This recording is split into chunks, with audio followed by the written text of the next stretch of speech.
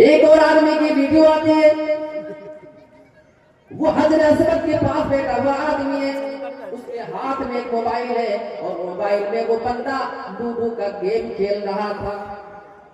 हजरत असवद से थोड़ी दूरी के सामने वो आदमी बैठा हुआ है और वो आदमी अपने मोबाइल फोन में इस तरीके से अपने वक्त को जाया और बर्बाद करता है। मेरे प्यारे साथियों, आप जरा अंदाजा तो लगाएं, उसे उस चीज की इतनी ज्यादा आदत लग चुकी है कि अगर वो वहां पे थोड़ा सा खाली बैठा है, फ्री होकर के टाइम उसको मिल गया है, वो अपने गुनाहों को याद करके अल्लाह रब्बुल आलमीन से अपने सारे के सारे गुनाहों को याद करके माफी मांगने के बजाय उसे मोबाइल में लूडो खेलना सूझ रहा है। मेरे प्यारे साथियों, इससे ज्यादा मोबाइल का और गलत इस्तेमाल क्या हो सकता है, इससे ज्यादा उसका नुकसान क्या होगा।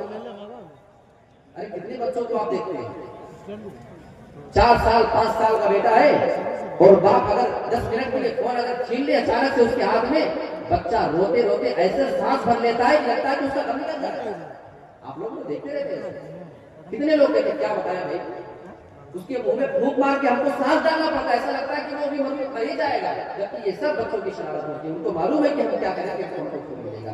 अल्लाह के वास्ते अपने बच्चों को मोबाइल फोन से दूर रखें, वरना अल्लाह की कसम अगर आज कोई आदमी हजरत असवद के सामने बैठ करके लूडो गेम खेल सकता है अपने मोबाइल में, तो कोई बड़ी बात नहीं है, कोई ताजुब की बात नहीं है कि आपका वो आने वाला बेटा जो फ्री फायर गेम का आती है, जो बहुत सारे खेल का आदि है, जो मोबाइल में गेम खेला करता है, कोई हैरत की बात नहीं कि फिर आपके बेटे के बारे में भी ये खबर आ जाए कि वो सारे काबा में जाने के बाद भी गेम खेलते हुए नजर आया है, ये खबर आ जाए तो फिर आप जो नहीं। तो मोबाइल का ये बहुत दूसरी चीज हो, तीसरी बहुत अहम बात है, अपने आप को खाली रखना, फ्री रखना, फजूल का बैठे रहना, अपने आप को कामों में न लगाना, ये तीसरी वजह है नौजवानों की बिगड़ने की। लिहाजा वालिदैन को चाहिए कि अपने बच्चे को छोटे से ही याद रखें, जितने भी वालिदैन हैं, चाहे माँ हो चाहे बाप, गौर से सुनिए, आपके घर में अगर बच्चा छोटा है या आपकी जिम्मेदारी बनती है, बहुत काम की बात है, अपने बच्चे को या तो दुनियावी किसी काम में लगा देगा, खेलता रहे कुछ ना कुछ, मोबाइल के अलावा खेलने दो उसको, जितना खेलना खेलने दो, थक जाने दो उसको, सुबह से खेलेगा दोपहर में सो जाएगा, दोपहर के बाद थकेगा उसको खेलने दो उसको, जितने मर्जी वो थक जाने दो, परेशान करे होने दो, घर में हंगामे होने दो। यहाँ तो माए मोबाइल बच्चों को इसलिए देती है कि परेशान बहुत करता है, मोबाइल दे देती है तो थोड़ा सा हमको भी चैन आता है, जाके स्कूल से बैठ के कम से कम कुछ देखता है और देखो अपना खेलते रहता है। ये माए अपने बच्चों को बिगाड़ रहा है। आपको नहीं मालूम कि आप अपने बच्चे को आदत डाल रही है, जब वो संभाल रहा था उसे नहीं मालूम था कि मोबाइल में क्या क्या चीजें आती हैं।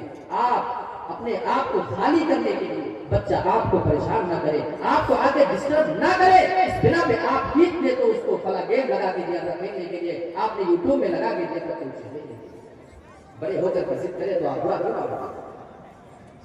तो या तो किसी दुनियावी काम में लगाए और थोड़ा सा और शऊर की उम्र को पहुंच जाए, सूझबूझ की उम्र को पहुंच जाए, तो उसे किसी दीनी काम में मसरूफ कर दें, उसे दुआएं याद कराएं, कुरान की आयतें पढ़ाने की कोशिश करें। बच्चा जो चीज सुनता है वही बोलता है। और वो इब्लीस की बात मुझे याद आती है, नौजवानों अपने आप को ज्यादा बिजी रखने की कोशिश करो, अच्छे काम याद रखिएगा, फ्री रहेंगे, खाली जहन शैतान का घर होता है, शैतान आपके पास आएगा, आपके दिमाग में तमाम तरह की बातें वो डालता है, आपको वो गलत रास्ते पे ले जाने की मुमकिन कोशिश करेगा। और वो आयत आपके सामने रखूं मैं, उठाइए आयत नंबर 36, 37, 38, 39, 40, 5 आयतें आप उठाते जाएं और देखें कि इब्लीस ने अल्लाह से क्या बात की, और अल्लाह भी इब्लीस से बातें करता है। अब जरा उस आयत को देखें, قال رب فانظرني إلى يوم يبعثون قال فإنك من المنذرين إلى وقت اليوم المعلوم। जब अल्लाह रब्बुल आलमीन ने इब्लीस को जन्नत से निकाल दिया था, जब उसे दुनिया में अल्लाह रब्बुल आलमीन भेज रहा था, उसे हमेशा के लिए अल्लाह ने जब जहन्नम में करार दे दिया था। इब्लीस तो हमेशा के लिए जहन्नमी हो चुका है, वो दुनिया में आ रहा है, जन्नत से निकाला जा चुका है। अल्लाह रब्बुल आलमीन के सामने में जो पेश करता है वो अल्लाह रब्बुल आलमीन के सामने अपनी बात पेश करता है। ऐ मेरे परवरदिगार, तू मुझे मोहलत दे दे, कयामत तक के लिए तू मुझे मोहलत दे दे। मैं तुझसे ये मोहलत मांगने आया हूँ। मैं जमीन के अंदर जब जाऊंगा तेरे बंदों को बहकाऊंगा। मैं जमीन के अंदर तेरे बंदों को बहकाने की तुझसे इजाजत मांग रहा हूँ। अल्लाह रब्बुल आलमीन को उसकी कोई परवाह नहीं होती है। क़ाला फ़इन्नका मिनल मुनज़रीन। अल्लाह रब्बुल आलमीन बयान फरमाता है, ऐ इब्लीस, तू मुझसे मोहलत मांग रहा है, जा तू मोहलत दिया जाता है, जब तक चाहे मैं तुझे मोहलत देता हूँ। इला वक़्तिल यौमिल मालूम, मैं तुझे क़यामत के दिन तक एक मोहलत देता हूँ। जा तू जो कर सकता है जमीन में कर लेना। मेरे प्यारे साथियों, इब्लीस ने इजाजत मांगी थी और अल्लाह रब्बुल आलमीन ने उसको इजाजत दे दिया था। इजाजत मिल जाती है। आगे इब्लीस की जुर्अत जरा देखो। अल्लाह रब्बुल आलमीन के बारे में वो क्या तुम्हें बोलता है, जिसकी बातों में हम पड़े रहते हैं, जिसके बहकावे में आकर के हम अल्लाह रब्बुल आलमीन से रिश्ता तोड़ बैठते हैं। वो अल्लाह के सामने क्या कहता है, क़ाल रब्बी बिमा अग़वैतनी। ऐ मेरे रब, वो अल्लाह को अपना रब भी कह रहा है, ऐ मेरे रब, तूने मुझे गुमराह कर दिया है, तूने मुझे गुमराह कर दिया है। जन्नत से मैं निकाला जा रहा हूँ, इसका जिम्मेदार तू है, क्योंकि तूने मुझे गुमराह कर दिया है। अल्लाह के ऊपर इल्जाम लगा रहा है। एक बंदा अपने रब के सामने इतनी बड़ी जुर्रत वाली बातें कैसे रख सकता है। अल्लाह तूने मुझे गुमराह कर दिया। नऊज़ बिल्लाहि मिन ज़ालिक, लानत अल्लाह के आदमी की इब्लीस की। आगे उसके अल्फाज और देखो इब्लीस हमारे बारे में क्या प्लानिंग करता है। बिमा अग़वैतनी लउज़य्यिनन्ना लहुम फिल अर्ज़। ऐ मेरे रब, जब मैं जमीन के अंदर जाऊंगा, मैं जमीन में तेरे बंदों के लिए गुनाहों को मुज़य्यन करके, बना सवार करके पेश कर दूंगा, उनको खूबसूरत बना करके उनके सामने ला करके रख दूंगा। ये मुज़य्यन करना क्या होता है, बनाना और सवारना क्या होता है। ये माइक है, नॉर्मल शक्ल और सूरत है, इसकी ऐसी डिजाइनिंग कर दी जाए कि देखने वाले को बड़ी खूबसूरत लगने लगे। हाँ यार, ये तो कितनी प्यारी चीज, इसको लेना चाहिए, जबकि अंदर से होना अच्छा, लेकिन दिखने में ऐसी होना चाहिए। कभी कभी देखे कुछ लोग गिफ्ट लेकर के कहीं जाते हैं। हाँ, जैसे शादी ब्याह है, अब इसने क्या दिया ये कौन देखता है। 100 रुपये का गिफ्ट लिया और 20 रुपए की बड़ी सी कढ़ाई और ले जाके धरा दिया। किसको मालूम क्या कौन लेके आया, वो जा रहा है 100 रुपये में नाम होगा, इतना बड़ा गिफ्ट आया, जाके खोलने के साथ पता चले कि कुछ है 100 रुपये का कोई छोटा सा सामान। वो चीज अच्छी है नहीं, लेकिन उसको डिजाइनिंग करा दिया गया है, उसको मुज़य्यन करा दिया गया है। यही होता है मुज़य्यन, यानी बुरी चीज को अच्छी बना करके उसको पेश कर दिया जाए। इब्लीस यही अल्फाज इस्तेमाल कर रहा है, ऐ अल्लाह, मैं जब जमीन में जाऊंगा तेरे बंदों के लिए गुनाहों को बना सवार करके पेश करूंगा। हालांकि गुनाह अच्छे है नहीं, गुनाह है बहुत खतरनाक चीज, ये इंसान को है ले जाने वाले जहन्नम में, लेकिन इतना बनाऊंगा, इतना सवारूंगा, इतना खूबसूरत बना करके पेश करूंगा कि इंसान को भी गुनाह नजर नहीं आएगा। और आप देख लो, आज हम मुसलमानों में ही देख लो, कितने बड़े बड़े गुनाह हमें गुनाह नजर आते ही नहीं, तो हमें कहना पड़ता है कि इब्लीस को अपने बारे में कितना सच्चा है। एक लड़की है बेचारी जवान मुसलमान लड़की है, अपने खालाजाद लड़के के साथ, मामूजाद लड़के के साथ, फूफीजाद लड़के के साथ, चचाजाद लड़के के साथ, जिनसे उसका पर्दा करना लाजिम है, वो उसका गैर महरम है, याद रखिएगा, उसके सामने उससे निकलने की इजाजत नहीं है। लेकिन हमारे यहाँ रिवाज है कि अगर अपने खाला के लड़के के साथ, मामू के लड़के के साथ, फूफी और चचा के लड़के के साथ तुम बाइक पे, अगर मोटरसाइकिल पे बैठकर कहीं भी मार्केटिंग करने चले जाओ, पूरे गांव के सामने लेकर के जाओ, किसी को बुरा नहीं लगता है, क्योंकि इब्लीस ने इतना बनाया है, इतना संवारा है कि वो गुनाह हमें गुनाह भी नजर नहीं आता है। लेकिन वही लड़की अगर किसी दूसरे अजनबी लड़के के साथ बैठ करके निकल जाए, पूरे गाँव वाले अफसोस करेंगे, अफसोस है, इतनी गिरी हुई लड़की है, क्यों मेरे प्यारे साथियों, जैसे वो हराम है वैसे ये भी हराम है। शर्त ये है और फर्क सिर्फ ये है कि इस बात को इब्लीस ने हमारे दिमाग में इतना बना दिया है, इतना सवार दिया है, इतना खूबसूरत हमको ये चीज लगने लगी है कि वो बुराई हम बुराई समझते हैं। लउज़य्यिनन्ना लहुम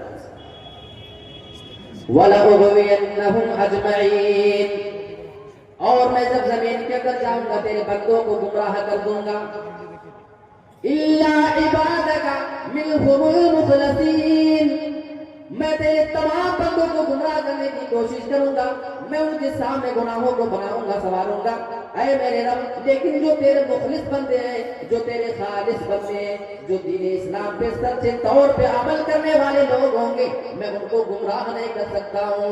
मैं उनके सामने किसी भी गुनाह को बना सवार करके पेश नहीं कर पाऊंगा, क्योंकि वो जब तेरे बारे में जब अपने अंदर वो डर पैदा कर लेंगे, वो तेरे दीन के ऊपर चलने वाले लोग होंगे, उनके ऊपर भी मेरा कोई इख्तियार नहीं चलने पाएगा। तो यहाँ अल्लाह रब्बुल आलमीन ने उसी इब्लीस की बात का तज़किरा किया है कि इब्लीस क्या वादा करके आया है। तो मैं आपको बता रहे चाह रहा था कि इंसान जब अपने आप को फारिग ज्यादा रखता है, फ्री रखता है, तो इब्लीस को मौका मिलता है उसके पटाखा डालने का और उसके जहन में तमाम बातें को डालना। ये 3 चीजें हो गई। अब मैं चौथी बात क्या, बड़ी अहम बात है, गौर से समझिएगा। गलत सोहबत और बुरे दोस्तों का इंतखाब करना। इंसान को लगता है कि कोई बात नहीं, मेरे को साथ रहना ही तो है, बस दिन गुजर जाए, कैसे भी किसी के साथ भी गुजर जाए, इंसान की भलाई होती नहीं। दोस्ती ये कोई राशन से मिलने वाली वो चीज और सामान नहीं है कि आप गए, जो मर्जी आया, पैसा दिया और लेकर के आ गए। याद रखिए, दोस्ती करना हो तो बड़े सोच समझ करके करना। और आओ अल्लाह के नबी के हदीस आपके सामने रख देता हूं। अर्रजुलु अला दीनि खलीलिही फलयंजुर अहदुकुम मन युखालिल। अल्लाह के नबी जनाब मोहम्मद रसूलुल्लाह बयान फरमाते हैं, आदमी अपने दोस्त के दीन पर होता है, उसी हिसाब से वो अमल करता है, जैसा उसका दोस्त अमल करता वैसे ही करता। देखो कितने लोगों को आप देखेंगे, आपको कुछ लोग ऐसे मिलेंगे जो सिर्फ नेक होंगे, कुछ आपको ऐसे मिलेंगे जो शराबी है तो सभी शराबी है, कुछ लोग ऐसे आपको पूरी महफिल मिल जाएगी 10 लोगों की, सारे के सारे दोस्त सिगरेट पीते हैं तो सभी पीते हैं, कुछ लोग है कि सभी लोग गुटखा खाते हैं तो सब गुटखा खाते हैं, कुछ लोग जिना करने के आदी हैं तो सब कर रहे हैं, कुछ लोग एक साथ बैठने वाले लोग हैं, उसमें वो सब मोबाइल से गेम और सट्टेबाजियां करते हैं तो सब वही काम करते हैं। अल्लाह के नबी कितनी बेहतरीन बात बयान फरमा रहे हैं, अर्रजुलु अला दीनि खलीलिही, आदमी अपने दोस्त के दीन पर होता है। तो अब तुम्हें क्या करना चाहिए? फलयंजुर अहदुकुम इला मन युखालिल। ऐ मुसलमानों, अगर तुम्हें किसी से दोस्ती करनी हो, तुम्हें किसी को अपना दोस्त और खलील बनाना हो, रफीक बनाना हो, तुम्हें अच्छी तरीके से उसके बारे में जान लेना चाहिए कि तुम किससे दोस्ती करने जा रहे हो। जिस लड़के से तुम दोस्ती करना चाहते हो वो दीन के मामले में कैसा है, वो दुनिया के मामले में कैसा है, उसके आदत और अखबार कैसे हैं, वो अपने अखलाक में कैसा है, वो चाल चलन के एतबार से कैसा है। फलयंजुर अहदुकुम इला मन युखालिल। तुम्हें जिससे दोस्ती करना हो उसके बारे में तुम बहुत ही अच्छी तरीके से जान और फटक कर उससे दोस्ती किया करना। और पूरे दोस्तों का नुकसान क्या होता है मेरे प्यारे साथियों, अभी तक मेरी नजर में बहुत सारी ऐसी मिसालें आई हैं कि गलत दोस्तों का नुकसान उसे देखने को मिला है। लेकिन आओ मैं आपके सामने एक बहुत बड़ी मिसाल बयान करता हूं। मैं बात कर रहा हूं अल्लाह के नबी जनाब मोहम्मद रसूलुल्लाह के प्यारे और महबूब चाचा अबू तालिब की बात कर रहा हूं। अबू तालिब ईमान नहीं लाए, मैं आपसे जानता हूं। अल्लाह के नबी बराबर पूरी जिंदगी उनको इस्लाम की तरफ बुलाते रहे, ऐ मेरे चचा आप इस्लाम ले आओ। अबू तालिब की हालत बहुत ज्यादा खराब हो चुकी है, सख्त बीमार पड़ चुके हैं, उनकी जिंदगी के आखिरी अय्याम चल रहे हैं, लास्ट टाइम उनकी जिंदगी का चल रहा है। अल्लाह के नबी अपने चचा से बहुत ही ज्यादा मोहब्बत किया करते थे, क्योंकि अल्लाह के नबी के चचा आपके लिए पूरी जिंदगी तकलीफ उठाया करते थे, आप परेशानों की बातों को भी सुना करते थे, आप उनकी बहुत सारी परेशानियों को झेल करके अपने भतीजे की हिफाजत किया करते थे। अल्लाह के नबी की बड़ी ख्वाहिश थी इसी तरीके से बस मेरे चचा इस्लाम ले, हिसाब मानो मुसलमान, अल्लाह ने हमें यहाँ बना बनाया। यहाँ नबी तड़प रहा है, अल्लाह मेरे चचा को कलमा नसीब कर दे। आप अपने चचा के पास जाते हैं, या अम्मी कुल ला इलाहा इल्लल्लाह, ऐ मेरे प्यारे चचा आप सिर्फ अपने एक बार अपनी जबान से ला इलाहा इल्लल्लाह पढ़ दीजिए। कलिमतन अशहदु लका बिहा इंदल्लाह, ये एक कलमा आप अपनी जबान से अदा कर दीजिए। मैं इस कलमे की वजह से अपने रब के पास जाऊंगा और आपके बारे में सिफारिश करूंगा। ऐ मेरे प्यारे चचा आप अगर लोगों के सामने नहीं पढ़ना चाहते, आप मेरे कान के अंदर एक बार एक कलमा पढ़ दीजिए। हो सकता था भतीजे की बातें सुनकर के दिल नरम करता और शायद कोशिश होती मेरा हस्बैंड उसके बारे में क्या बोला जाए, लेकिन उसकी वजह क्या बनती है मालूम है?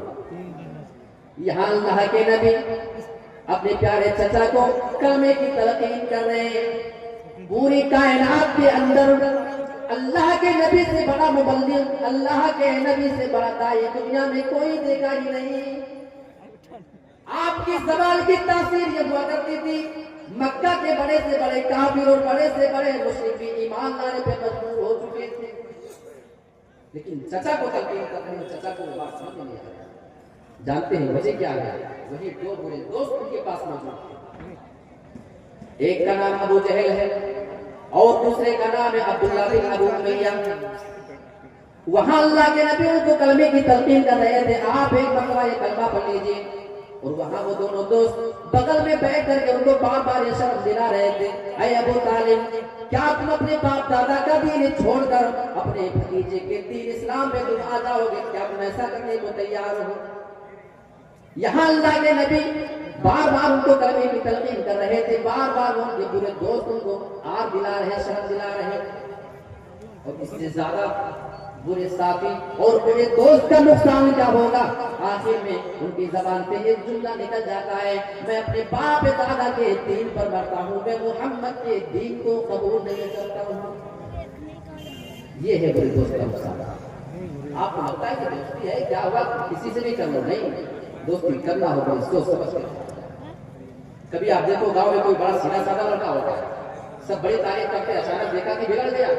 बिगड़ने की वजह मालूम करते हैं, पता चला फला फला लड़के के साथ रहता है, वो गुटखा खाते थे, ये गुटखा खाने लगा है, वो सिगरेट पीते थे, ये भी सिगरेट पीने लगा है, वो नाच गाने देखने के आदी थे, ये भी हो चुका है, वो फहश काम किया करते थे, वो गलत चीजों के शिकार थे, ये भी हो चुका है। मेरे प्यारे साथियों, आप अपने बच्चों पे गहरी नजर रखें, वो रहता किसके साथ है, उठता किसके साथ में है, घूमता किसके साथ में है, ये हर माँ और बाप की जिम्मेदारी है। और नौजवान को भी चाहिए, अगर आपका दोस्त बुरा है या तो आप अपने दोस्त को सुधारने की कोशिश करें, और नहीं सुधरता है तो आप उससे खुदा हाफिज बोले, आप अपने रास्ते पे आ जाए। तो ये एक अहम चीज है, इंसान को अपनी जिंदगी के अंदर अच्छे दोस्तों का इंतखाब करना चाहिए। ये चार चीज है। पांचवी चीज मैं आपको बताऊं, बड़ी इंपॉर्टेंट है, नशा आवर चीजों का इस्तेमाल। इससे इंसान बिगड़ जाता है, बहुत बिगड़ता है।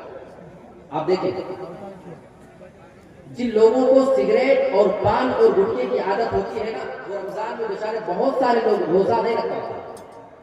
कुछ लोगों की जबान से सुनने को मिलता है कि अगर एक बार दिन में गुटखा खाने की इजाजत मिल जाए रमजान में, और एक बार सिगरेट की इजाजत मिल जाए, हम 30 दिन क्या, हम 90 दिन का भी रोजा लगातार रख सकते हैं। वो कहना चाहते हैं कि हम रोजा नहीं रख पाते हैं तो अपनी इस बुरी आदत और बुरे लत की वजह से नहीं रख पाते हैं, अपनी जबान से वो एतराफ कर रहे हैं। इससे ज्यादा नुकसान उसका क्या होगा कि उस इंसान की वो बुरी आदत और उसकी वो बुरी लत इंसान को रोजा नहीं रखेगी। अच्छा, एक चीज मैं आपको बताऊं, जरा हिसाब आप करिए। बहुत सारे लोग पान गुटखा खाते हैं, मैं आपको बताता हूँ, संजीदगी से कभी सोचो अपनी जिंदगी में, आप पैसा बड़ी मुश्किल से कमाते हैं। पैसा कोई पेड़ में फलता नहीं है कि आप गए हिलाए और लेकर के आ गए। आपके बाप अगर बाहर कमा रहे हैं, दिन भर के खून और पसीने की कमाई इकट्ठा करके आपके पास अल्लाह की कसम भेजा गया।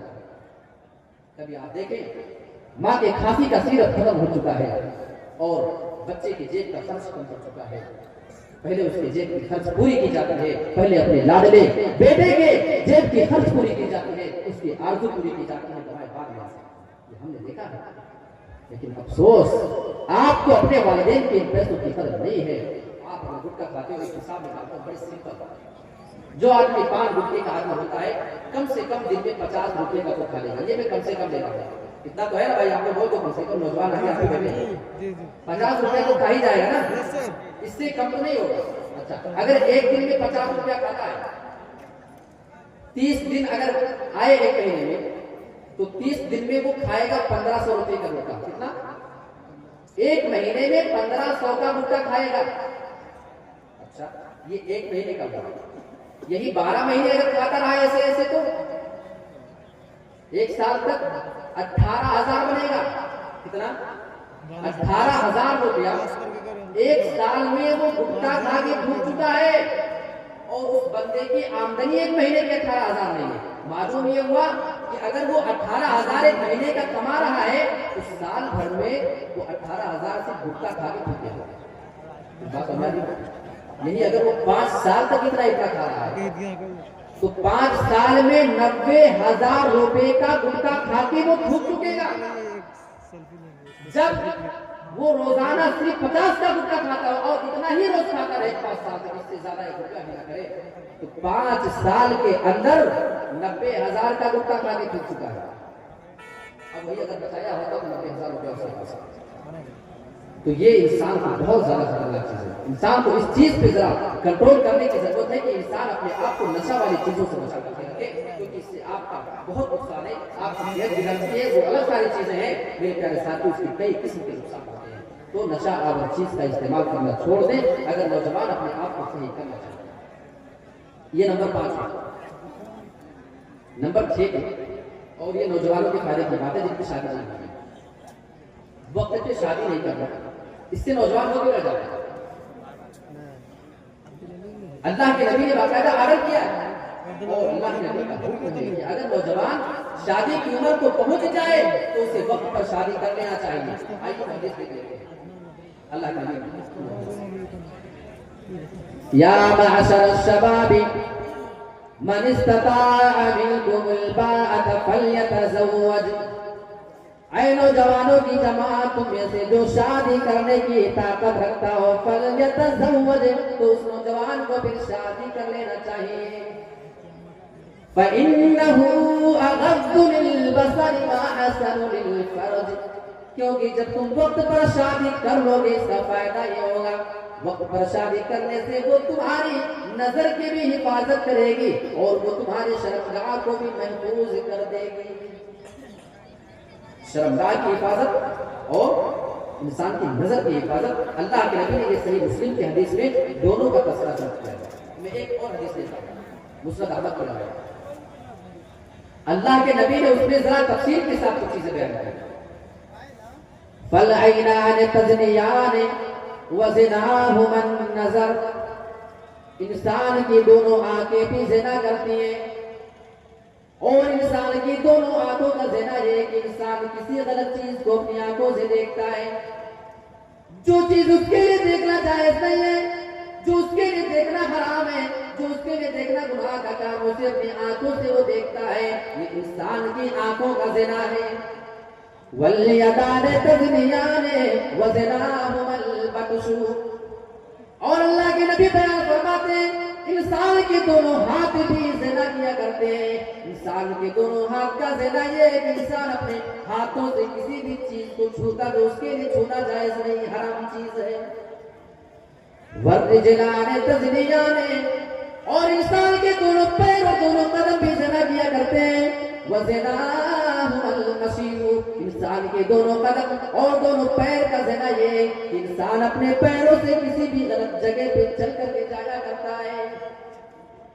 वल फमु यज़नी, अल्लाह के नबी बयान फरमाते हैं इंसान का मुंह भी ज़िना करता है। वज़िनाहुल वल, और मुंह का ज़िना ये है कि इंसान किसी गलत चीज को बोसा दे, उसको चूमे, उसको मुंह लगाए, जो उसके लिए मुंह लगाना हराम था, उसके लिए जायज नहीं। हदीस के आगे के अल्फाज बता रहे हैं, वल क़ल्बु यहवा व यतमन्ना वल फर्जु युसद्दिक़ु ज़ालिका औ युकज़्ज़िबु, जब इंसान ऐसा ऐसा कर लेता है, अपनी आंखों से गलत देख लेता है, हाथों से छू लेता है, पैर से वो चल करके चला जाता है, फिर इंसान का दिल आरज़ू करता है उस गलत काम को करने के लिए, इंसान का दिल आरज़ू करता है, उसके दिल में ये तमन्ना मचलती है वल फरजु युसद्दिकु ज़ालिका औ युकद्दिबु, लेकिन इंसान की शर्मगाह या तो वो ज़िना करवा लेती है या उसको से ज़िना से बचा लिया करती है। तो इस हदीस को आप देखिए, अल्लाह के नबी ने इसमें ज़िना की बहुत सारी सिफ़तों को बयान किया है, लेकिन वो सही मुस्लिम की हदीस में अल्लाह के नबी ने सिर्फ दो बात का तस्करा किया, इंसान की नजर की हिफाजत और शर्मगाह की हिफाजत। इस हदीस की वजाहत इस हदीस से हो जाती है कि अल्लाह के नबी ने यहाँ शुरुआत नजर से किया है और खत्म किया है शर्मगाह से। तो इन तमाम चीजों का रोल होता है इंसान को ज़िना करवाने के लिए, तो इंसान को वक्त पर शादी करना चाहिए। ये नंबर 6 हो गया। नंबर 7 जो बिगड़ने की एक अहम वजह है वो इंसान का भी शर्मगाह का गलत इस्तेमाल कर रहा है। अल्लाह के नबी सल्लल्लाहु अलैहि वसल्लम के सामने जो वाकया जो पेश आया वो मुझे याद आता है। एक आदमी अल्लाह के नबी के पास आया और उसके अल्फाज आप जरा देखो, हिम्मत उसकी, जब किसी को गुनाह करने की ख्वाहिश हो जाती है तो वो निडर हो जाता है।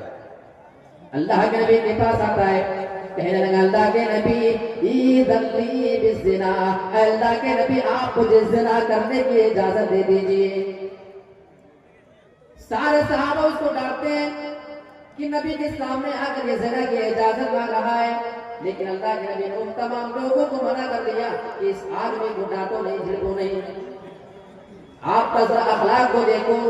अल्लाह के नबी उसको अपने पास बुलाते हैं और आप उससे सवाल करने लगते हैं, आप उसके सामने फिर दावत देना शुरू करते हैं, आप उससे सवाल करते हैं अतुहिब्बुहु लिउम्मिके, ऐ मेरे प्यारे साथी तुम मेरे पास आने के बाद ज़िना करने की इजाजत जो मांग रहे हो, ये बताओ मैं तुमसे कुछ सवाल कर लेता हूँ, अगर कोई भी आदमी तुम्हारी माँ के साथ ज़िना करे तो क्या तुम्हें ये बात पसंद आएगी कि वो तुम्हारी माँ के साथ ज़िना करे?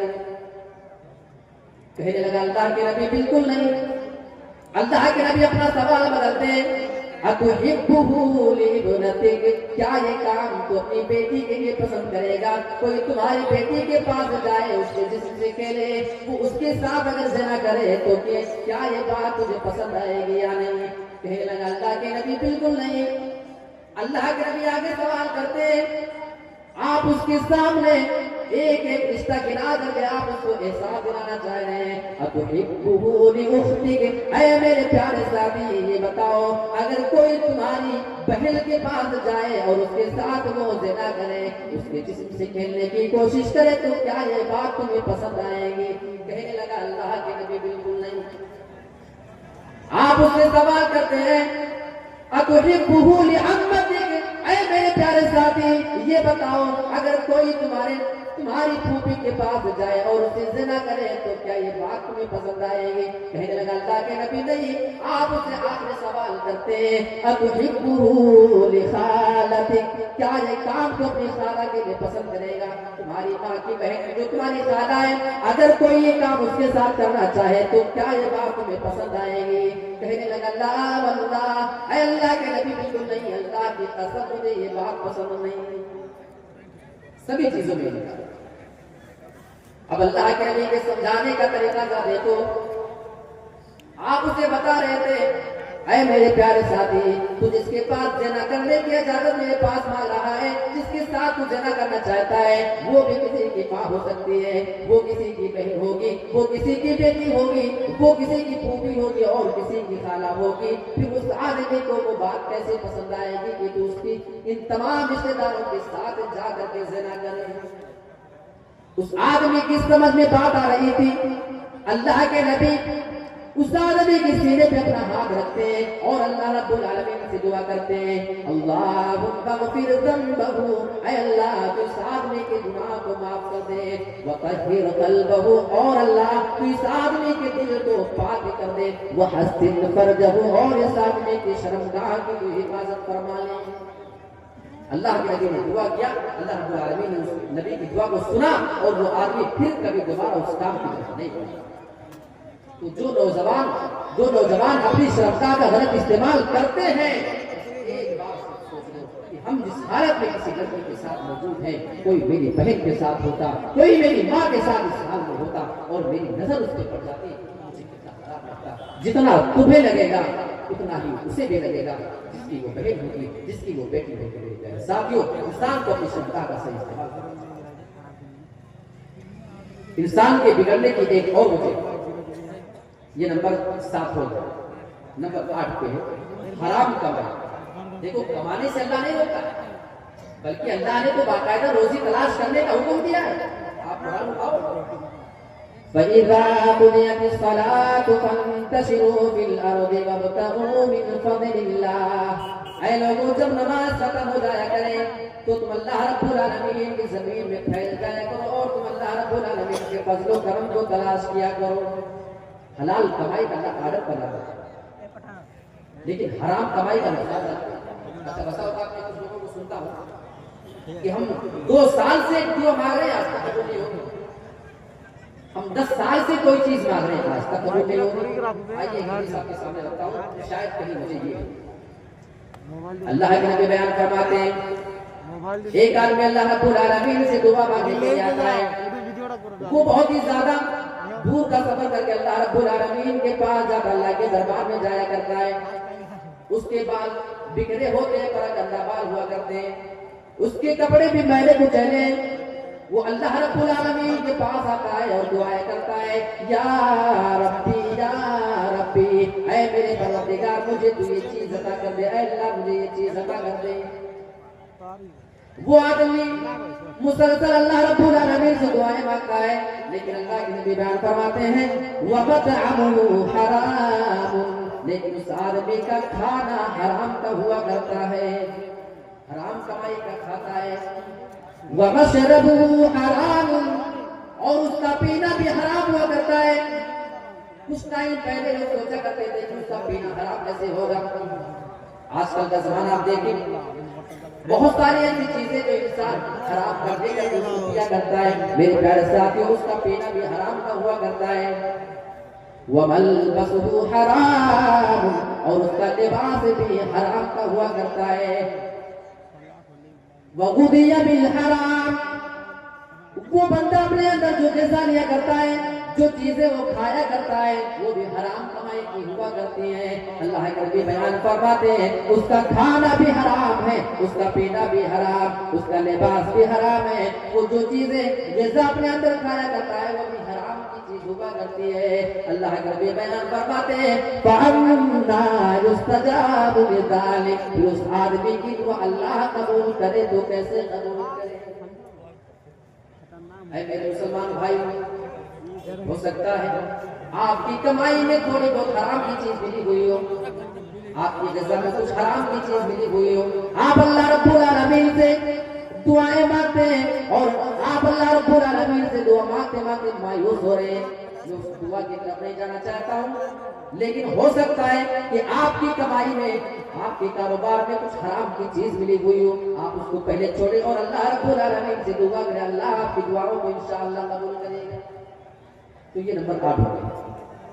और नंबर 9 है कि अल्लाह की इताअत छोड़कर दूसरों की इताअत करना और दूसरों के नक्शे कदम पे चल जाना। अल्लाह के नबी की वो हदीस, लतत्तबिउन्ना सुनना मन काना क़बलकुम, तुम जरूर पैरवी करोगे उन लोगों की जो तुमसे पहले गुजर चुके हैं। शिबरन बिशिबरिन, एक बालिश अगर वो किसी चीज में चले होंगे तो तुम भी चलोगे। वज़िराअन बिज़िराइन, एक हाथ या एक गज अगर वो चले होंगे तो तुम भी उतना चलोगे, वैसा वैसा काम करोगे। साहबा कहते हैं, अल्लाह के नबी से सवाल कर लिया, ऐ अल्लाह के नबी, क्या आप यहूद व नसारा की बात तो नहीं कर रहे हैं? क्या हम यहूद व नसारा के नक्शे कदम पे चलेंगे?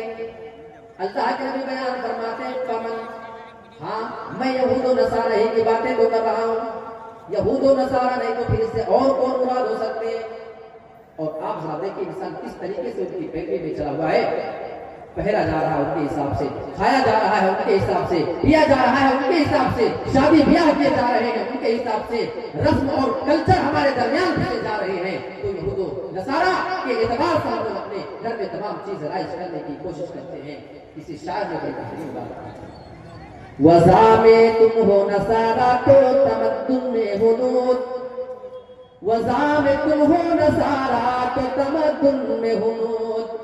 ये मुसलमान है जिन्हें देख के शर्माए प्यारे साथियों, अल्लाह के नबी ने बयान फरमाया था, तुम यहूद और नसारा के नक्शे कदम पे चलने के इतने ज्यादा आदी हो जाओगे, इतने ज्यादा आदी हो जाओगे, यहाँ तक कि अगर वो किसी को के बिल में भी दाखिल हुए होंगे तो तुम उसमें भी दाखिल हो जाओगे। तो ये नंबर 9 भी और आखिरी चीज बता के अपनी बात को मैं खत्म करता हूँ।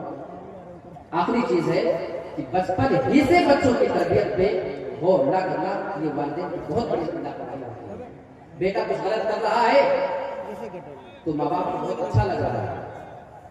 अगर छोटा बच्चा है माँ को तमाचे मारता है तो बाप बड़ा खुश होता, बेटा जरा और जोर से मार, तो माँ भी बेटी बेटा जरा अपने बाप को मार के बता। अभी बचपन में मारा हुआ अच्छा लग रहा है, वहाँ जरूरत इस बात की थी कि इंसान अगर माँ है तो अपने उस बेटे को उसके बाप की वैल्यू बताए कि तुम्हारे बाप की कदर क्या है, तुम्हारा बाप तुम्हारे लिए क्या कुछ करता है। खबरदार है मेरे बेटे, कभी किसी बेटे की माँ अपने बाप को नहीं होना चाहिए। वो बाप को बताना चाहिए कि तेरी माँ तेरे लिए करके तुझे पानी पोसी है और किस तरीके से तेरी परवरिश किया है। मेरे प्यारे साथियों, जहाँ उस बच्चे को बचपने में ये तालीम देनी थी, हम उसकी उस गलत हरकतों पे हंसते थे।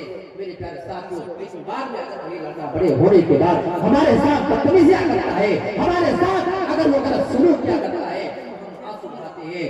सच ये है कि उस बच्चे को बिगाड़ने में माँ ने किरदार अदा किया है, उस बच्चे को बिगाड़ने में बाप ने किरदार अदा किया है। मेरे प्यारे साथियों, अगर आपको फिक्र करनी है तो बच्चों को बचपने में ही उनको सही रूट पे, सही लाइन पे लगाने की कोशिश करें। हाथ से निकल जाएगा, तीर हाथ से निकलने के बाद उसको रोका नहीं जाता है। जो कुछ करना है तीर कमान में हो वहीं से संभाल सकते हैं, जिधर निशाना लगाना है वहीं से लगाएंगे तो निशाना लगेगा। तीर निकल जाए, बंदूक से गोली निकल जाए, आप सोच रहे थे गड़बड़ हो गया, इधर नहीं इधर जाना चाहिए था, अब आपके इशारे पे नहीं, अब जहाँ जाना है वहाँ जाएगी। मेरे प्यारे साथियों, जरूरत इस बात की है कि बच्चों को बचपने से हम ऐसी तरबियत दें, ऐसे लाइन पे चलाएं, ऐसी ऐसी बातें उनके दिमाग में डालें कि गलत चीजों का उनके ज़हन में तसव्वुर तक न आए। ये चंद बातें थी मेरे सामने, मेरे प्यारे साथियों, जो मैंने आप लोगों के सामने नौजवानों के बिगाड़ और उसके असबाब व इलाज के ऊपर कुछ बातें रखने की कोशिश की है। अल्लाह रब्बुल आलमीन से हम दुआ करते हैं कि परवरदिगार आलम कही गई तमाम बातों पे हम तमाम हज़रात को अमल पैरा होने की तौफीक अता फरमाए। आमीन। व आखिरु दअवाना अल्हम्दुलिल्लाहि रब्बिल आलमीन। वस्सलामु अलैकुम व रहमतुल्लाहि व बरकातुहू।